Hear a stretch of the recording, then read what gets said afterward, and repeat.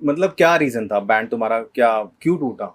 जैसे I am sorry, जैसे तू और मैं इतने सालों से कनेक्ट है, उस टाइम मैं भी आर्टिस्ट था अपनी फील्ड का, तू भी आर्टिस्ट था, तुम्हारा एक इतना अच्छा बैंड था, तुम लोग क्या जैम सेशन मतलब क्या करते थे जैम तब, मतलब क्या था भाई मुझे सुनना सीन है। क्या होता था, 9 घंटे की नॉर्मल शिफ्ट होती है ऑफिस की, है ना, वो करी। उसके बाद दूसरी शिफ्ट शुरू हो गई बैंड की। हम शिफ्ट लेके चलते थे, ऐसा प्रोफेशनल काम करते थे हम, शौक के लिए नहीं करते थे। भाई 9 घंटे की ऑफिस की शिफ्ट है, वहाँ से आगे 4 घंटे कंटिन्यूसली प्ले किया नॉन स्टॉप, सोए नहीं। अगले दिन फिर ऑफिस चले गए, 4 दिन तक जागे रहे, 4 4 दिन तक सोते नहीं थे।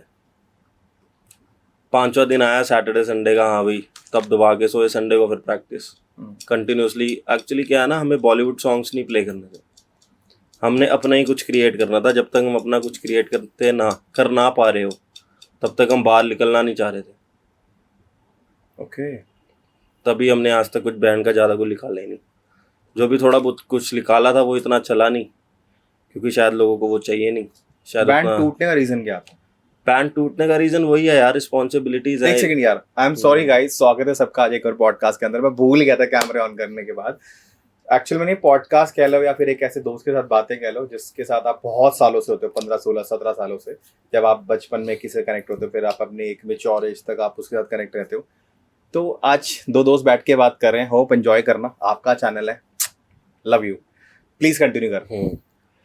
तो यही है, रिस्पॉन्सिबिलिटीज़ हैं ब्रो, जो सर पे आ जाती हैं सबके, ठीक है ना। अब ऐसा तो है नहीं बैकअप है हमारे पास। अब किसी की फैमिली के बारे में मैं क्या ही डिस्कस करूँ ऑनलाइन, राइट। तो 5 बंदे, हम पांचों की लाइफ में अपनी अलग अलग बच रहे हैं। ठीक है। किसी को कहीं जाना है तो किसी की फैमिली में ये प्रॉब्लम है, मेरी खुद की फैमिली में ये प्रॉब्लम है ना। तो ना हम टाइम दे पा रहे थे, ना हम पैसा कुछ कर पा रहे थे। तो एक दो बंदों को फ्रस्ट्रेशन हुई है, ठीक है ना, जिसके कारण हमें छोड़ना पड़ा, सबको ही छोड़ना पड़ा, कोई ऑप्शन नहीं था मेरे पास। और ऐसा नहीं है कि बैंड हमारा एक ही बारी टूटा है, कई बार उठा। कई बारी टूटा है। 10 11 साल से ज़्यादा हो गए थे हमें प्ले करते हुए एक साथ में। उसके बीच में इतनी बारी हमारा बैंड स्प्लिट हुआ, इतनी बारी बैंड मेंबर्स चेंज हुए। स्टार्टिंग में ये बैंड एक्चुअली फाउंड करने वाले थे जसप्रीत पाजी, अंगद पाजी, जिन्होंने मेन इस बैंड को क्रिएट किया था। सबसे पहला बैंड मेंबर था फ्रांसिस खरबोली, अच्छा। Like he is from north east. वो बेस गिटारिस्ट, रिदम गिटारिस्ट बहुत प्यारे हैं। उसके बाद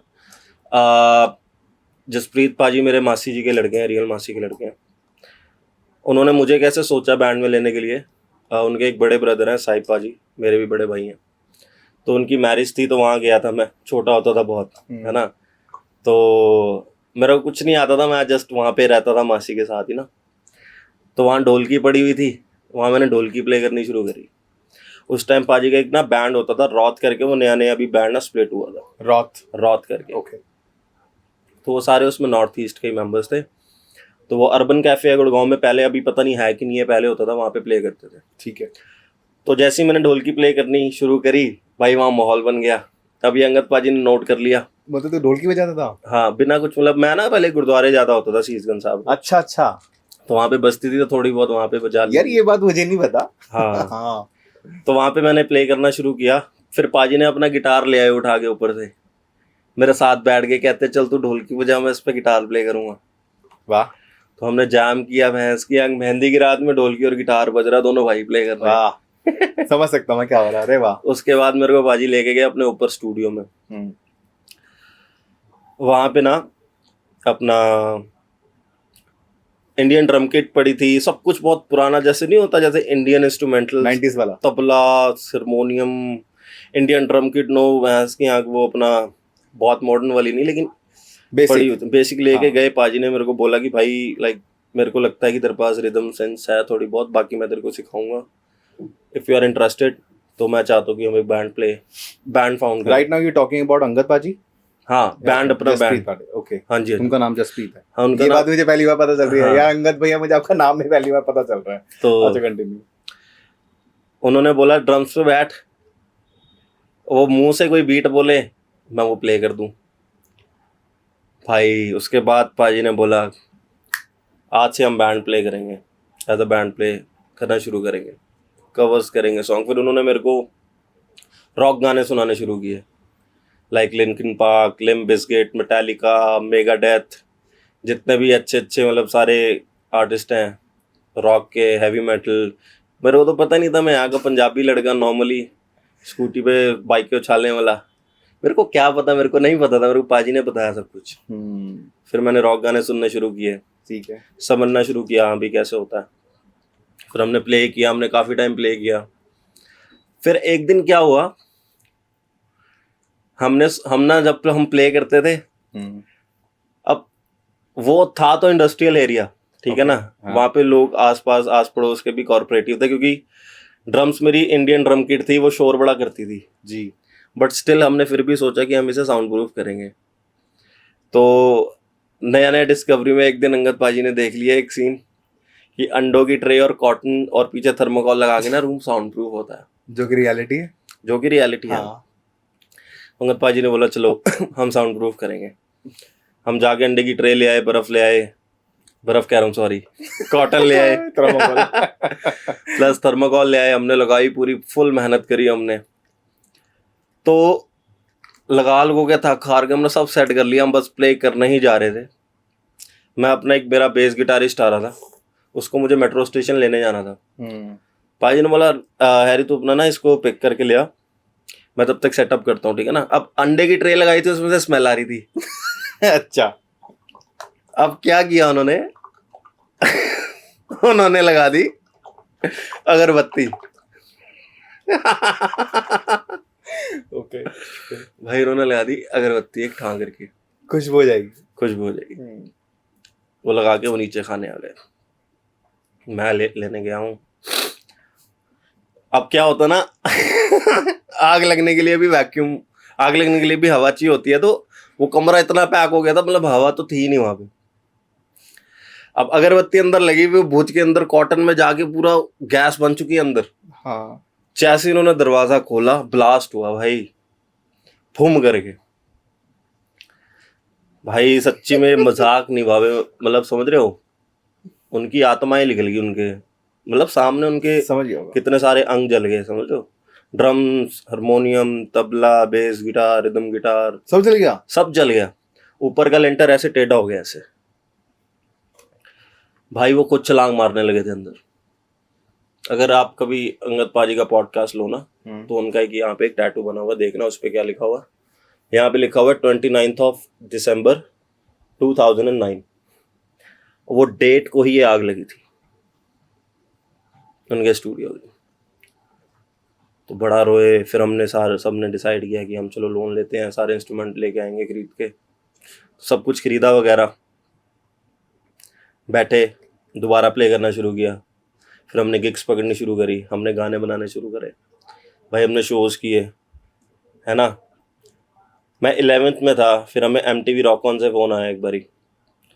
वो उस टाइम पे थे रघु राम सर और प्रीतम जी, बॉलीवुड के जो म्यूजिक डायरेक्टर है, वो जज थे, और वही जज थे आई थिंक। उस टाइम पे फ़ोन आया था, तो उन्होंने बोला कि आप लोगों का हमने यूट्यूब पे सीन देखा है, तो आप एक बारी ना इधर आके साइलेंट ऑडिशन दो हमें। वो हमें नहीं पता साइलेंट ऑडिशन क्या होता है, हम चले गए। उन्होंने बोला था बस 3 सॉन्ग्स अपने ओरिजिनल प्ले मतलब रेडी करके लाना जो आपको यहाँ प्ले करने हैं। तो हम वहाँ पे चले गए, तो एक रूम बना हुआ था प्रॉपर, पूरे रूम में ना काले पर्दे लगे हुए, लाइट्स लगी हुई, एक कैमरा लगा हुआ। वहाँ उन्होंने बोला अपने 3 सॉन्ग्स प्ले करो, ठीक है, नॉन स्टॉप। अगर आप शॉर्ट लिस्टेड हुए तो आपको मेल आ जाएगी या कॉल आ जाएगा, ठीक है। हमने वहाँ 3 गाने प्ले किए, निकल गए। फिर 2 महीने बाद कॉल आती है कि आप सिलेक्टेड हो। अरे वाह। आपको अब सिलेक्टेड हो, आपको मेन ऑडिशंस देने आना पड़ेगा, है ना, आपको मेन ऑडिशंस देने आना पड़ेगा। कहाँ पे बुलाया उन्होंने? नोएडा फिल्म सिटी में। वहाँ पे हम गए भाई, 11th के बोर्ड, प्री बोर्ड चल रहे थे मेरे, मैं छोड़ के चला गया। मैं कहा छोड़ भैंस की, ऑडिशन देंगे पहले, राइट। तो वहाँ गए, पहुँचे, उन्होंने बोला जो हमने आपको मेल करी है ना, वो मेल की कॉपी लेके आप पहुँच जाना, आपको लाइन में लगने की लोड नहीं पड़ेगी। अच्छा। हम भाई मेल की कॉपी लेके गए, वहाँ पे लंबी लाइनें लगी हुई। हमने बाउंसर को वो लिस्ट पकड़ाई, 3-4 बाउंसर और आगे, उन्होंने हमें घेर लिया। ऐसी कैसी फीलिंग आ रही है, हम स्टार बन गए हैं। अच्छा। हमें लेके जा रहे हैं अंदर। भाई तुम मानोगे नहीं, हमें उस रूम पे बिठाया जिस रूम पे रघुराम सर बैठे हुए थे, और ये अपना लीजा हेडन है, एक मॉडल है जो उस टाइम पे एंकर थी उस शो की। Lisa Hayden? हाँ, अच्छा। तो वो बैठी हुई थी भाई वहाँ जा, मनाली ट्रांस वाली। आई थिंक, हाँ शायद हाँ, वही है। हाँ। तो वो सारे बैठे हुए, तो हमसे अपना कोऑर्डिनेटर ने आगे सब कुछ पूछा XYZ। चलो ये सारी चीज़ें हो गई, ठीक है ना, जो भी XYZ आगे चीज़ें हुई। उसके बाद हमने सॉन्ग्स बनाए, नहीं चले, वहाँ से भी रिजेक्शन हो गई कि आप टॉप 10 में सिलेक्टेड नहीं हो MTV वगैरह से। फिर हमने डिसाइड किया कि हम बॉम्बे जाके जिंगल्स वगैरह करेंगे, हम इकट्ठे रहेंगे, हम जॉब भी वहाँ पे सारे हम इकट्ठे करेंगे, फैमिली से थोड़ा दूर हो जाएंगे। ठीक है। 2 साल के लिए हम ये भी करके देख लेते हैं। तो बॉम्बे चले गए, 2 साल तक रहे, जिंगल्स बनाए। वहाँ पे बहुत लोगों ने बहुत धोखे दिए, काम देने का जिन्होंने भरोसा दिलाया था, अब वो बातें घुमाने लग गए, हमें काम नहीं मिल पा रहा, थोड़ी फाइनेंशियली क्राइसिस आ गए, सबकी फैमिलीज में प्रॉब्लम आ गई पीछे से, किसी के घर में कुछ हो रहा है तो किसी के घर में कुछ हो रहा है, तो वहाँ पे सेटअप बन नहीं पा रहा था। तो 2 साल बाद हम वापस आ गए। उसके बाद ऐसे झगड़े हुए हमारे घर पे आपस में हम सबके, उसके बाद हमें किसी ने, फैमिली ने हमें शायद अलाउ ही नहीं किया कि अभी फ़िलहाल ही बैन करो, अभी अपने घर के हालात देख लो, अगर कुछ ठीक कर पाए उसको तभी आप बैन कर पाओगे, वरना आप यहाँ से भी जाओगे तो वहाँ से भी जाओगे। सही समझाया। तो हाँ, तो इसी करके बैंड स्प्लिट हुआ था और इसी बल के बैंड छोड़ा था। हाँ। जब आप लाइव शो आपने करे हैं, मैंने देखे हैं, यूट्यूब पे भी अवेलेबल हैं, लेकिन उस टाइम पे इतना ज़्यादा अवेयरनेस नहीं थी शॉर्ट या फिर शूट्स करना है जो भी है, वो एक्सपीरियंस कैसा रहता था एक बैंड मेंबर के लिए, जो स्कूल के बच्चे हैं जिन्होंने अभी एक बंच बनाया अपने आप को, एक टीम बनाई है, फिर एक शो करने जा रहे हो? भाई हम स्कूल के और कॉलेज के बच्चे थे ही नहीं, बच्चा मैं था उन सब में। अंगद पाजी बहुत एक्सपीरियंस थे, वो आज भी बहुत एक्सपीरियंस्ड है, ठीक है ना। अब वो जो चाहते हैं, अगर वो उन्होंने कर दिया ना तो कुछ और ही कर देंगे वो। सुना है हमने उनको यार, नेक्स्ट लेवल पर जाते हैं। और उन्होंने बहुत खींचा हमें भाई, बहुत ट्राई किया, बड़ा मेरी नलायकी बता लो। बट यार अब लोग भी नहीं सुनते ना वो चीज़। उस टाइम ये मतलब तेरे को फील नहीं होता था कि तू you did something wrong? Right now you realize you did something wrong, that's why you feeling this kind of things, ऐसा कुछ? यार देख, मैं पछतावा नहीं करता किसी चीज़ को लेके। कुछ गलत नहीं हुआ, कुछ सही नहीं हुआ, जो हुआ अच्छा ही हुआ, है ना। क्या पता इसी में ही अच्छाई थी हमारी। पाजी ने कहाँ से सीखा? यार पाजी सेल्फ लर्नर है ऐसे? हाँ, खुद सीखते हैं ज़्यादातर। ऐसा नहीं है कि उनके कोई गुरु नहीं है, थे, बट उससे ज़्यादा आज वो खुद अच्छा प्ले करते हैं और सेल्फ लर्नर है वो। मेरे को नहीं पता उनके गुरु कौन थे, बट मैंने जहाँ तक देखा आज तक वो खुद ही सीखे हैं सब कुछ। ओके। एक लाइक एज अ आर्टिस्ट देखो, कौन से आर्टिस्ट पसंद है ज़्यादा? मेरे को बोहेमिया। मतलब बैंड से सीधा बोहेमिया? बिल्कुल। क्यों, आप कभी बोहेमिया से, पाजी से अगर कभी हो ना बात, उनकी वो सुनना, फेवरेट आर्टिस्ट उनसे पूछना उनके कौन है, आप पूछना कभी अगर मैं तो जब भी पूछूंगा, देखो जरूर भगवान करे मिलवाएं, मैं उनका पॉडकास्ट करूं तो वही इंस्पायरिंग क्यों। लेकिन इसमें मेटालिका बजा रहे थे, लिंकिन पार्क बजा रहे थे, तो फिर उस टाइम तुम्हारी इंस्पिरेशन कौन होती थी? यार उस टाइम इंस्पिरेशन जिसको तुम लोग अपने जैम सेशन में प्ले कर रहे हो, प्रैक्टिस करो बैंड की, वो क्या होता था तुम्हारा कि तुम किसकी तरह प्ले करना चाहते हो? क्योंकि देखो ड्रम बजाते देखा है यार, भाई, हम बहुत मेटल, बहुत हार्डकोर प्ले करना चाहते थे। मैंने देखा है तुम लोगों को प्रैक्टिस करते, मतलब भाई को देखा गिटार बजाते, देखो ड्रम बजा देखा है मैंने, फ्रांसिस को देखा है बेस गिटार पे हार्ड। भाई अगर पूरे गाने में 7 मिनट का गाना है, एक भी नोट किसी से भी गलत चला गया ना तो गाना दोबारा से प्ले करते। पूरा गाना नहीं खत्म करते थे हम। मतलब वहां पे करेक्शन नहीं करते थे, दोबारा से शुरू, जब तक वो एक नोट ठीक नहीं होगा। Very nice. ये डिसीजन बैंड का होता था? पूरा बैंड का होता था। और वो अच्छी चीज भी है, उससे और स्किल्स मजबूत होते हैं। है ना। तो ये सारी चीजें हैं। आज भी ऐसा नहीं है कि हम एक दूसरे से रूठे हुए बैठे हैं, कुछ हालात हमारे फैमिलीज को लेके ना, इस करके हम दूर है, लेकिन हम कल को मिलेंगे। कभी कभी तो इतना मन करता है ना जैम करने का, कसम से बड़ा मन करता है यार, बहुत ज्यादा मन करता है। पाजी से मेरी बात हुई, अंगद पाजी से, पाजी अब तक कनाडा रहते हैं अब तो। पाजी से मेरी बात, मैंने हाय हेलो करा, पाजी का सडनली कॉल, इतना अच्छा लगा, वैसे ही जैसे थे वो वैसे इतने सालों से, यही तो बात अच्छी है उनकी। यही अच्छी है। जब भी मैं उनसे बात करता हूँ सीखने को मिलता है। वो बात करते रहते, घूमते घूमते घूमते घूमते बात करते रहे। फिर हमारी कुछ बात हुई, उनके कुछ नए ट्रैक आ रहे हैं, मैंने उनको पॉडकास्ट के लिए पिच भी करा। तो उन्होंने बोला अभी कुछ प्रोजेक्ट चल रहे हैं, जब हो जाएगा ये प्रोजेक्ट्स हो जाएंगे उसके बाद पॉडकास्ट करेंगे जरूर। मैंने तो उनसे कहा था कि रिक्वेस्ट करी थी कि करेंगे, लेकिन उनसे बात करने के बाद ना वो चीज़ें वापस हमारी ताज़ा हो गई जो हमने जी थी एक टाइम पे। सब लोगों ने कह रहे थे तू भी आ जा कनाडा। मैं कहा नहीं, मैं नहीं आऊँगा। मैं कहा आप वापस इंडिया आ जाओ। कह रहा नहीं। बट फिर भी तुम्हारा चलो ठीक है, तुम लोग बहुत टाइम से बैंड से अलग हो। अभी हाल फिलहाल क्या चल रहा है लाइफ में? यार हाल फिलहाल तो मैं एक्चुअली आजकल ना सोच रहा हूँ कि टेक्नो प्रैक्टिस करनी शुरू करूँ, है ना, कंसोल पे। हाँ कंसोल पे वो प्रैक्टिस करनी शुरू करूँ, ड्रम्स को दोबारा प्ले करना शुरू करूँ। तेरे को ड्रम्स कितने टाइम हो गया बजाए हुए? मेरे को हो गए 4-5 साल ज़्यादा ही हो गए। और अगर आज कोई ड्रम सेटअप करते तो बजा लेगा? जब मैंने पहली बार ही बजाया था ना तब भी मैं वैसे ही बजाता था। ट्रस्ट में। तू मजाक कर रहा है मेरे साथ? नहीं नहीं कसम से। और मैं कोई बहुत अच्छा नहीं बजाता यार, मैं मानता हूँ। मैंने इतने इतने बच्चे देखे ना भाई। अब गाली देना अलाउड नहीं है तेरे पॉडकास्ट में। नहीं दे सकते हैं, जो ठीक वाली नॉर्मल दे सकते हैं। लेकिन कसम से भाई खतरनाक लोग हैं भाई इंडिया में तो, सच्ची में शर्म आ गई मेरे को। नहीं यार तू बहुत अच्छा बजाता है तू। हाँ मतलब हमारी फैमिली सिचुएशन से ऐसी रही है कि भाई रोज आप पानी खोद के लाओ और रोज पीना है। हम लोग आर्टिस्ट भी बने और फैमिली भी संभाली तो प्राउड होता है। Same thing with you, same thing with Angad भाई। उन्होंने भी स्टेबल करा अपने आप को, फैमिली संभाल रहे हैं और वो अच्छे गिटारिस्ट या फिर अच्छे भाई क्या लिखते हैं वो, सब अच्छा है। अच्छी बात है अपने ग्रुप पे प्राउड होना। बट फिर भी अगर सपोज कि कल को एक शो आ गया और सारे बैंड इकट्ठा हो गया वापस, तो तुम्हारे को 1 घंटा चाहिए होगा, 1 दिन चाहिए होगा जैम के लिए? ऐसे तो हमने कभी शो किया ही नहीं ब्रो। ओह, अगर ऐसे शो करने होते ना तो बड़े शो छोड़े हमने। और वो छोड़ने का कारण क्या था? हमने वो प्ले ही नहीं करना जो वो मांग रहे हैं। तो तुमने कभी ये प्रायोरिटी नहीं रखी कि हाँ कर लेते हैं? जो हमने प्ले करना चाहा है, अगर हमें वो स्टेज मिला है ना तो हम वहां पे बता के आए हैं कि हमको आना। और आज भी अगर हम जाते हैं ना तो वहाँ की जितनी भी ऑडियंस है, जितने भी कॉलेजेस हैं, ट्रिपल ITM ग्वालियर, कानपुर, ये अपना नॉर्थ कैंपस के कॉलेजेस हैं कुछ, वहाँ पे आके वे एक सॉन्ग हमारे बैंड का ट्रेड ऑफ हैंगर का मुँह ज़बानी याद है वहाँ के स्टूडेंट्स को। आके देख, आके वेक आके अंगद पाजी का सॉन्ग जो हमने कंपोज किया था। तो यार वो फील लिया हमने प्रॉपर।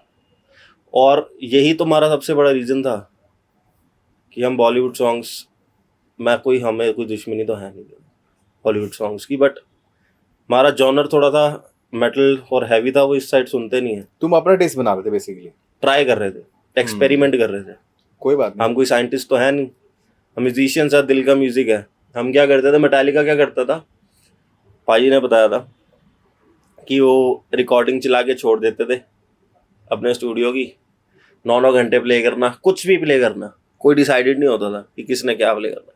जो दिल कर रहा है आंखें बंद करो, प्ले करते रहो, 9 घंटे बाद लिख लो, प्ले करो उसको, सुनो तुमने क्या बजाया। उसमें से कुछ कुछ पार्ट्स, हाँ ये पार्ट अच्छा बना, ये पार्ट अच्छा बना, उसे काट काट के फिर उसका सॉन्ग बना दिया। तो हमने भी ये ट्राई किया था, बहुत कुछ निकला था उससे भी। हैरी का बचपन कैसा था? हैरी का बचपन ही सही था भाई, जैसा भी था। कॉमन आंसर भाई कॉमन ही है भाई, तो कॉमन आंसर ही होना चाहिए। मैं ये कहूँ मेरा बड़ा दर्दनाक बचपन रहा है या मेरा बहुत ज़्यादा खुशहाल बचपन रहा है, बचपन ही होता है यार, सबका होता है, एक जैसा होता है, और बचपन ही अच्छा होता है। भैंस की आँख जब बड़े होते हैं ना, जब हमें रंग दिखते हैं, तो हमें बच्चे होते हैं तो हम सोचते हैं साले बड़े हो जाएं, बड़े होते हैं तो भैंस की आँख सोचते हैं बच्चे ही ठीक थे। एग्री भाई, है ना, एग्रीड। तो ये होता है। तो तेरे हिसाब से अभी बैंड जब बनेगा, तू इतना अच्छा रैप करता है, अगर मैं कहूँगा तो वो 2 लाइनें गाने के लिए तो गाएगा? मैं रैप नहीं करता यार। अरे रैप इन द सेंस, तूने बोहे माजी का कोई गा दिया, बोहे माजी नहीं, बोहे मियां बाजी, बोहे मियां बाजी का तूने कोई रैप गा दिया, या तूने किसी और आर्टिस्ट का गा दिया, वैसे ही तेरा फ्लो अच्छा है यार, हम एंजॉय करते थे ना। प्लीज बोहे मियां बाजी का कोई जो तेरे को पसंद हो, चाहे कोई भी आर्टिस्ट है यार, पाजी का हो, बोहेमिया पाजी का हो, तेरा खुद का कोई लिखा अच्छा हो। अच्छा, पाजी का ही सुना तो। ठीक है। बोहेमिया पाजी कहते हैं, ये एक्चुअली जय हिंद का लिखा हुआ गाना था। जय हिंद। हाँ, जो उनका पार्टनर रहा है बचपन से, बोहेमिया पाजी का। तो तस्वीर मूवी है अक्षय कुमार की, उसका सॉन्ग है। उसमें लिखा उन्होंने, आदमी खिलौना दुनिया के खेल में, जो होना है वो होना है असूल खेल के। असूल खेल के बदलते ना, बदलते लोग असूलों पे जो चलते ना। दिल में रौब और खौफ मेरे मन में ना, मैं मुर्दों में जिंदा हूँ मरे बिना। मैं लापता और रूह मेरी अजनबी, मेरी नज़रों से देखो मेरी जिंदगी।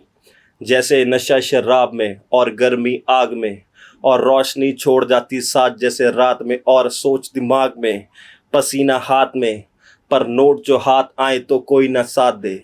आदमी खिलौना दुनिया के खेल में, जो होना है वो होना है असूल खेल के।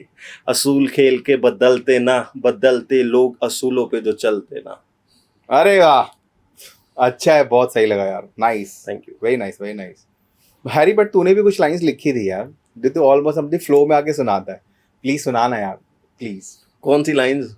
जिसमें आई थिंक पापा का जिक्र है।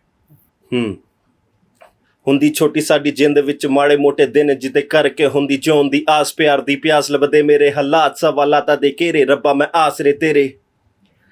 ਹੇਰਾ ਫੇਰੀਆਂ ਨੇ ਖਾ ਲਿਆ ਪਿਓ ਨੇ ਮੈਨੂੰ ਪਾ ਲਿਆ ਪਹਿਲਾਂ ਕਰਕੇ ਉੱਤੋਂ ਸੁਣਾ ਕੇ ਲੋਕਾਂ ਨੇ ਜਿਤਾ ਲਿਆ ਬਹੁਤ ਸੁਣਾ ਲਿਆ ਦਿਲੋਂ ਭੁਲਾ ਲਿਆ ਭੁਲਾ ਕੇ ਟੁੱਟੇ ਦਿਲ ਨੂੰ ਧਾਗੇ ਉਮੀਦਾਂ ਤੋਂ ਸਵਾ ਲਿਆ ਮੈਂ ਭੁਲਾ ਤੇ ਉਹ ਸਮੇਂ ਜਿਹੜੇ ਮੇਰੇ ਸੀ ਪੁਰਾਣੇ ਚੰਗੇ ਤੁਹਾਡੇ ਚੱਲਦੇ ਸਾਡੇ ਵੀ ਮਾੜੇ ਨਹੀਂ ਰਹਿਣੇ ਪਈ ਇਸ ਦਿਲ ਤੇ ਚੋਟ ਖੋਟ ਉਹਨਾਂ ਦੇ ਦਿਲ ਸਸੀ ਜਿਹੜੇ ਬਣਦੇ ਸਿਆਣੇ ਬਹੁਤ ਅਮਰਿਤ ਕਹਿੰਦੇ ਰੁੱਲਦਾ ਸ਼ਦਾਈ ਲੋਕੀ ਸ਼ਰਮ ਨਾ ਆਈ ਕਹਿ ਕੇ ਅੱਖ ਬਚਾਈ ਫਿਰ ਮੈਨੂੰ ਕਹਿੰਦੇ ਮੁੱਲ ਲੈਂਦਾ ਤੂੰ ਲੜਾਈ ਕਾਗਜ਼ਾਂ ਤੇ ਸਿੱਟ ਕੇ ਸਿਹਾਈ ਦਿਲ ਨੂੰ ਲਗਾਈ ਦੱਸ ਗੱਲ ਤੁਹਾਨੂੰ ਜਿਹੜੀ ਮੈਂ ਜ਼ਿੰਦਗੀ ਬਿਤਾਈ।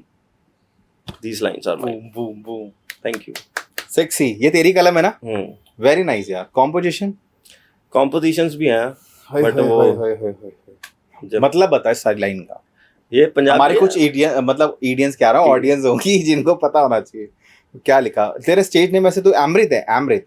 पता नहीं यार, अभी तो मैं कुछ भी नहीं हूँ। ये कैसा सा है यार, पागल। कुछ चीज तो एक्सेप्ट कर ले। हाँ हाँ, अभी तो फिलहाल यार मैं क्या ही बोलूँ, कल को क्या पता मैं कुछ और ही हो जाऊँ, अभी तो डिसाइडेड ही नहीं ना। चल ठीक है, एक क्वेश्चन है मेरा। हम्म अभी प्रोटेस्ट हुआ था फार्मर्स का, तो उस पहले तूने कुछ स्टेटस डाले थे। मुझे हाँ। पता तो इस चीज के लिए प्रिपेयर नहीं होगा, लेकिन मैं पूछना चाहता हूँ, तूने वहां पे लिखा था कि फार्मर्स को सपोर्ट करो, मैं भी करता हूँ, और जो नहीं करता स्टूपिड ही होंगे। उस टाइम पे तेरा पर्सपेक्टिव क्या था? क्योंकि तूने बहुत लंबा चौड़ा कोट डाला था, मुझे प्रॉपर याद नहीं है। तेरे दिमाग में उस टाइम क्या चल रहा था सरकार को लेकर और फार्मर्स की उसको लेकर, प्रोटेस्ट को लेकर? प्लीज। फार्मर्स प्रोटेस्ट को लेके या यार देख, अब मैं एक नॉर्मल लड़का हूँ, है ना, जॉब करने वाला लड़का है ना, म्यूजिक में कुछ करने चाहत रखता है करने की जी। अब मैं ये भी नहीं कहूँगा कि मैं पिछोखड़ मेरा फार्मर्स का है, मैं किसी फार्मर की औलाद हूँ, ये ऐसा भी नहीं है। हाँ, मैं पीछे से पंजाब का हूँ, बट मैं born and bought up Delhi हूँ। ठीक है। बट स्टिल यार, गवर्नमेंट ने जो किया फार्मर्स के साथ, वो ऐसा नहीं करना चाहिए था कि सड़कों पे उन्हें बुला लिया। उन्हें पता है कि जब वो आ रहे हैं दिल्ली, है ना, उन्हें वहाँ बॉर्डर सिंह को बॉर्डर पे रोक दिया, उन्हें खालिस्तानी बुलाना, उनको बदनाम करना, मीडिया ने जो रोल प्ले किया उसके बीच में, वो तो इतना बेहुदा था। ये तो सभी जानते हैं। मैं क्या ही बोल सकता हूँ उसमें, कि मतलब उनका टैग ही दे दिया कि तुम खालिस्तानी ही हो। मतलब जहर भर रहे हैं, मतलब एक कम्युनिटी के खिलाफ ना, लोगों के मन के अंदर। अब लोग कह रहे हैं कि सिर्फ सिख कम्युनिटी के लोगों को क्या ही पड़े, सिर्फ वही फार्मर्स थोड़ी ना है ना। ऐसा बिल्कुल नहीं है। जब तक राकेश टिकैत जी ना आते, अगर वो ना आते ना ब्रो, सच्ची बता रहा हूँ, इन्होंने तो प्रॉपर आतंकवादी बना दिया था सिख कम्युनिटी को। उन्होंने अपने हक में आके आवाज उठाई है कि नहीं भाई, ये सही बोल रहे हैं। अब ये क्या बोल रहे हैं, अब अगर आपको इसके बारे में क्वेश्चन पूछना है तो उसके लिए मैं सही बंदा तो हूँ नहीं। कारण क्योंकि यार देख, बहुत सारी चीजें, कॉमन पर्सन जो एक आम जनता है, हम लोग, उस अकॉर्डिंग तो अपने पर्सपेक्टिव बता सकता है ना कि तेरी माइंड थिंकिंग क्या है। अभी क्या हुआ रिसेंटली, अभी कुलविंदर कौर जो हमारी CISF जवान है, हाँ, उन्होंने थप्पड़ मारा कंगना के, हाँ, है ना, कम मारा है, 4-5 मारने चाहिए थे मेरे हिसाब से तो। अच्छा, मैं तो इसको सपोर्ट करूंगा। ठीक है, क्योंकि सही मारा ब्रो। जिसकी माँ बैठी होती है उसने तो पॉलिटिशियन बनना ही था, वो तो सबको ही पता है। आज वो क्या है, आज वो MP बन के बैठी है हिमाचल की। जो उसका मोटिव था, ये सारी वो बातें इसलिए बोल रही थी, उसको कोई पर्सनली गरज नहीं है किसी से भी। ठीक मैं है, आपको ये भी बता दूं, कंगना को। हाँ, किसी से भी नहीं है। और ना वो जानबूझ के ये ऐसी भड़काऊ भाषण बोलती है। उसको पता है कि क्या बोलना है, कौन सी बात बोलनी है। हम्म। है ना, आज वो पॉलिटिशियन बन के बैठ गया और उसको सही थप्पड़ पड़ा है। मारना ठीक था? बिल्कुल मारना ठीक था यार, क्यों नहीं मारना ठीक था। अच्छा। अगर कोई घर पे आके बोलेगा ना, कोई किसी की माँ बाप को बोलेगा, अगर बात घर पे आती तो संजय दत्त ने भी AK-47 रखी थी घर पे, तो फिर वही बात होती है। बचाओ। चाहे आप हमें टेररिस्ट बोलो इस बात पे, चाहे आप कुछ भी बोलो, तो उससे कोई वो फर्क कंगना नहीं का पड़ता। क्या बयान था मतलब? कि वहां पे 100 रुपए दे के औरतें बैठी हुई हैं और वो CISF जवान की मदर बैठी हुई थी, तो इसलिए थप्पड़ मारा था उन्होंने। आपने कंगना का एक वो सुना है, भाषण दे रही है, क्या? पहाड़ी एक थप्पड़ पड़ेगा, चपेट पड़ेगी, वो खुद थप्पड़ को प्रमोट कर रही थी। अब वो कह रहे कि मतलब जिन्होंने भी यही मारा। तो मैं कह रहा हूँ, तो काम है ना उनका, ये तो उनका काम है। ये सारी चीजों पे नहीं पड़े तो सही है, हमारा कोई लेना देना है नहीं इनसे। क्यों लेना नहीं है?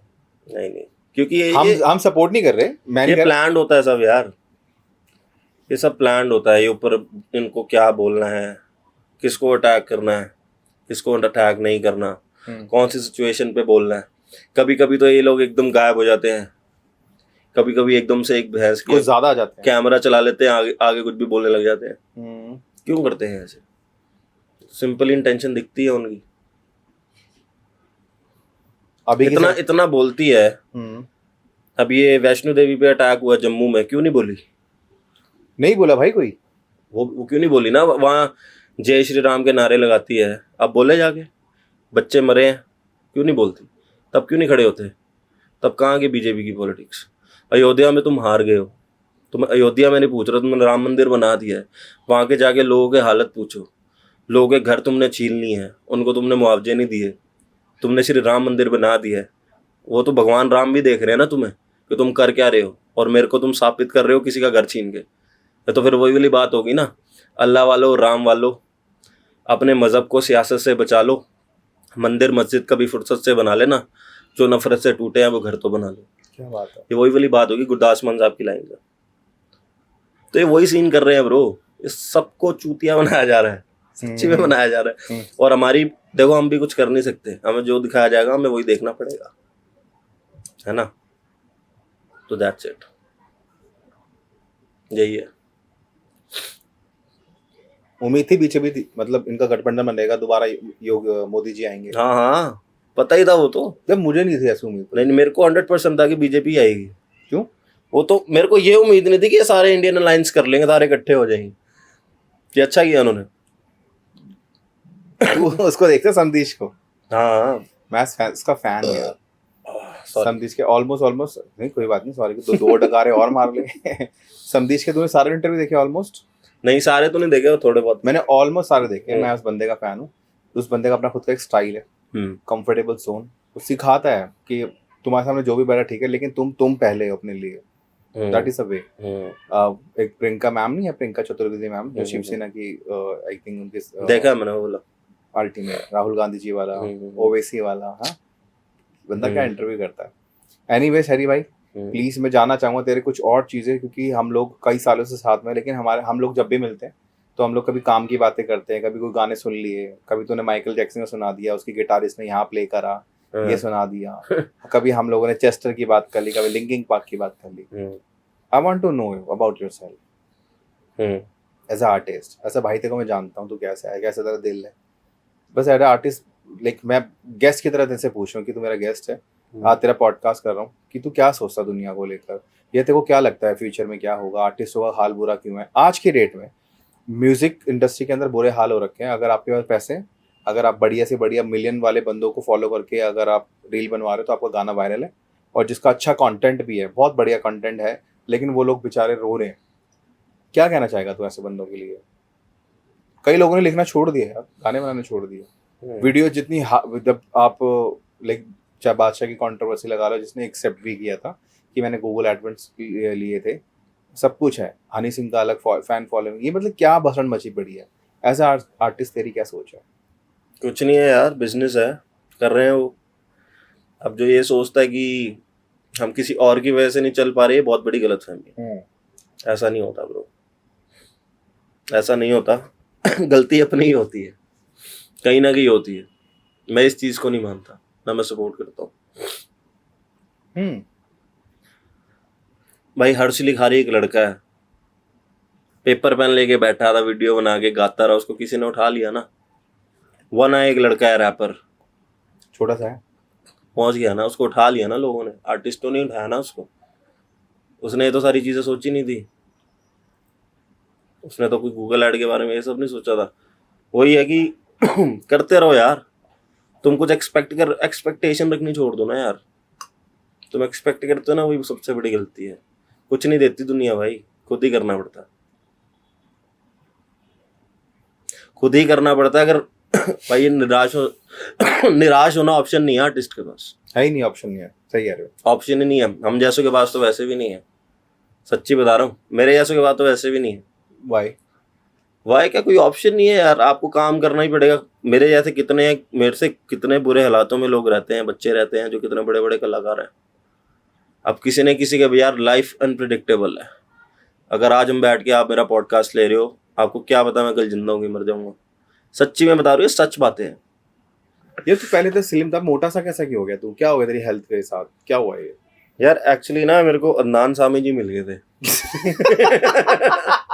तो मेरे को ऐसे दे दिया, शेरिट से दे दिया। उन्होंने बोला मैं बड़ा मोटा हूँ, तू तो अभी है कुछ भी नहीं, मैं हूँ स्टार, तो अपना मेरा पेट ले ले, मेरे को थोड़ा स्लिम रहने दे। तो मैंने उनसे पेट वरदान में ले लिया, म्यूजिक का ज्ञान तो ले नहीं पाया। पेट ही दे दो अपना, पेट का ज्ञान ले लिया। जस्ट किडिंग ब्रो, मैं नहीं रख पा रहा आजकल अपनी हेल्थ का ख्याल ना। जिम वाला मैं बंदा हूँ ही नहीं, है ना, ऐसा वो है, हूँ नहीं मैं, वो है ही शादी कर ले। नहीं। शादी भी कर लेंगे, क्यों नहीं कर रहा? पहले सपने? ऐसा कुछ नहीं है। तेरे कोई सपने नहीं है? नहीं अभी तो फिलहाल कुछ नहीं है, मेरे तो बहुत सारे हैं यार। अभी फिलहाल कुछ सपने हैं। मुझे सुबह 5-6 बज जाते हैं देखते देखते, सब प्लान करते हुए। जैसे मेरा स्ट्रगल रहा है, जो रहा है, धीरे धीरे छोटी छोटी चीज अचीव करी। अब जो मेरे सपने हैं, जो टारगेट्स हैं, मेरे को नींद नहीं आती यार उनके बिना। सोचता रहता हूँ, मतलब दिखता आंखों के सामने। जब आप एक बस के बाद, जैसा बस में सालों ट्रैवल करते हो, आप क्लब या बैंक्वेट्स या फिर 5 स्टार होटल या फिर बड़े बड़े फार्म हाउसेस में प्ले करने जाते हो, फिर इसके बाद आप धीरे धीरे स्कूटर लेते हो, फिर आप एक बाइक लेते हो, फिर एक बुलेट लेते हो, फिर एक कार लेते हो, तो ना बाकी सपने भी लगता है सच जरूर होंगे। तो मेरे को मेरे सपने सोने नहीं देते भाई, सोने ही नहीं देते। यही तो होना चाहिए। सबके साथ है भाई, सपने देखने चाहिए, क्योंकि उसके बिना ना आपके पास एक मंजिल नहीं रहेगी। कई बंदे कहते देखा जाएगा, वो देखती रहती जिंदगी में टॉर्च लेकर। You will just confirm your dreams, एक अपने मंजिल बनाओ। आपके पास एक रीजन होगा अपने आप को ठीक रखने का।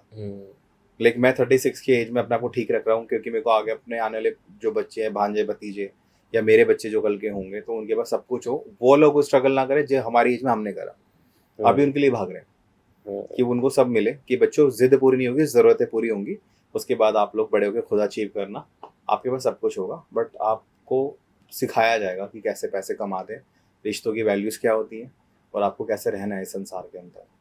तुम्हारे पास सारी फ्रीडम्स हैं, लेकिन लिमिट में रहना, ताकि आपको लोग बुलाएं फ़ोन करके कि आ जा, कभी आता नहीं है, ये ना बोले इसको मत बुलाना। सब चीज़ें नहीं यार, वो वैसे तो देख, वैसे लोगों तो मैं वैसे जाना भी पसंद नहीं करता, जो ऐसे सोचते हैं कि इसको नहीं बुलाना। वो लोग, वो बंदे हैं, वो बंदे नहीं है, वो भैंस की आंख, वो चोर बंदे हैं। जितनी बार इसने भैंस की आंख बोला, वहाँ पे गाली है, सोच लेना गाली है। क्योंकि ये रह नहीं सकता बिना गाली दिए। बात इसने पहले टोक दी, यार गाली देना अलाउड नहीं है। बट ठीक है यार, स्लैंग हमसे नहीं रहा जाता, कोई बात नहीं। बैठ के कैमरे लगा के हम लोग बड़े डिसेंट बन रहे हैं, बट ठीक है यार। मतलब मैं सबको यही कहना चाहूंगा यार, जैसे हम लोग आज बैठ के बात करें ना, यहाँ पे कोई गेस्ट की बात नहीं है, सिर्फ मैं गेस्ट को पिच करके बुलाता रहूँ, उनकी जर्नी पूछता रहूँ, वो तो मैं जिंदगी भर करूंगा, क्योंकि ये चैनल है ही कॉमन बंदों के लिए, कि जो अपने बंदे बात कर सके। क्योंकि लास्ट अभी एक एपिसोड किया था कि मैम का मैंने हरी, मतलब वो मैंने एक योग गुरु नितिन जी का एपिसोड करा था, उनके थ्रू मुझे मैम मिली और उनसे मेरी फ़ोन पे बात हुई, हमारे कुछ डिस्कशंस हुए और हमारे एक डेट कंडक्ट हो गई कि उनका पॉडकास्ट है। तो बिलीव नहीं करेगा यार, वो फर्स्ट टाइम यहाँ पे आके मिले हैं स्टूडियो में, यहाँ आके बैठे हैं और उन्होंने बात करना शुरू करा है। उन्होंने अपनी 30 साल की जर्नी 1 घंटे के एपिसोड में उतार कर रख दी, और मैं ना उनकी मतलब मैं जिसके पास इतने सारे क्वेश्चंस होते हैं, बातों में बात होती है, मैं बोल नहीं पाया मैम के आगे, और मैं सोच रहा कि काश ऐसे टीचर मुझे भी मिलते। इतने अच्छे थे और उनका एपिसोड इतना सही जा रहा है, उनकी रील्स इतनी अच्छी रीच पकड़ रही हैं, उनकी इतनी अच्छी एनर्जी थी भाई कि सच में जो बच्चे उनसे पढ़ रहे हैं ना, they are very lucky people, very lucky people. सही है, आपको मतलब आपका कोई काम आपको किससे कहाँ पे मिला दे।